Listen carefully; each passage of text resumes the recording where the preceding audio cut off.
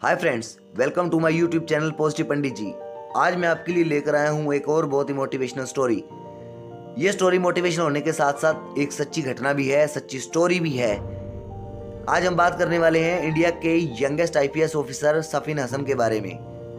जी हाँ दोस्तों, वीडियो को शुरू करने से पहले अगर आप मेरे चैनल पर नए हैं तो मेरे चैनल को सब्सक्राइब कर दो और वीडियोस को लाइक और शेयर भी कर देना। चलिए वीडियो शेयर करते हैं। सफीन हसन एक ऐसा नाम है जिन्होंने सबसे यंगेस्ट आईपीएस ऑफिसर का खिताब पाया है। इन्होंने मात्र 22 साल की उम्र में ऐसा कर दिखाया। ये वो उम्र है जिस उम्र में अभी बच्चे सोच ही रहे होते हैं कि क्या करें, और कुछ बच्चे तो अभी सोच भी नहीं पाते कि हमें ज़िंदगी में क्या करना है। लेकिन इन्होंने 22 साल की उम्र में आईपीएस ऑफिसर बन के दिखा दिया। इस लड़के ने बचपन में ही अपनी मंजिल को तय कर लिया था, लेकिन रास्ते में कदम कदम पर रुकावटें आई, चुनौतियां आई। कभी आईपीएस ऑफिसर के एग्जाम से आधा घंटा पहले एक्सीडेंट हो जाना और लेफ्ट बाजू पर फ्रैक्चर हो जाना, तो कभी इंटरव्यू से एक हफ्ता पहले अस्पताल में रहना। लेकिन इन्होंने हथियार नहीं डाले, उम्मीद नहीं छोड़ी, हार नहीं मानी, और नतीजा ये हुआ कि ये इंडिया के सबसे यंगेस्ट आईपीएस ऑफिसर बने। गुजरात के कनौदर गांव में रहने वाले एक इलेक्ट्रिशियन के बेटे हैं। इनके पिताजी एक मजदूरी करते थे, डायमंड फैक्ट्री में काम करते थे, और इनकी माताजी लोगों के घरों में रोटियां बनाने का काम करती थी ताकि घर का खर्च चल सके। और इनके बेटे ने यूपीएससी और स्टेट कमीशन का एग्जाम पहले ही अटेम्प्ट में क्रैक करके दिखाया और यंगेस्ट आईपीएस ऑफिसर बने। सफीन हसन बचपन में ही स्कूल की क्लास में आए कलेक्टर ने इनका जिंदगी जीने का तरीका बदल दिया और सोच बदल दी।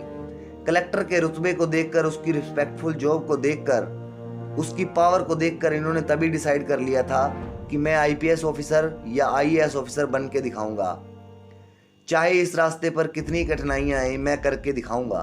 तभी से वे इस रास्ते पर पूरे कॉन्फिडेंस से लग गए।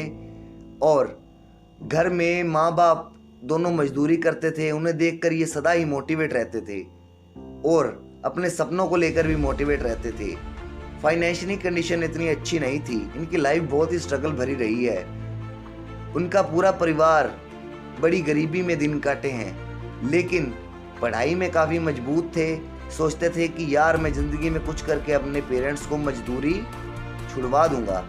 पिताजी इनके वैसे पेशे से इलेक्ट्रिशियन थे, लेकिन सर्दियों में रात को बॉइल्ड एग्स और चाय का ठेला भी लगाते थे। और सफीन भी अपने पिताजी की कभी कभी हेल्प करने वहाँ जाया करते थे।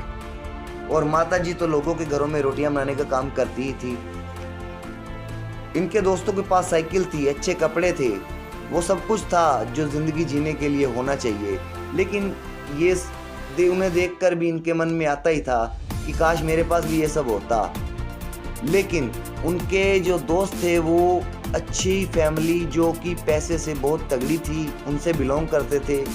ये इतने पैसे वाले नहीं थे, इनका घर इतना पैसे वाला नहीं था, इनके पिताजी इतनी अर्न नहीं कर पाते थे कि इनकी सारी सुविधाएं दे सकें।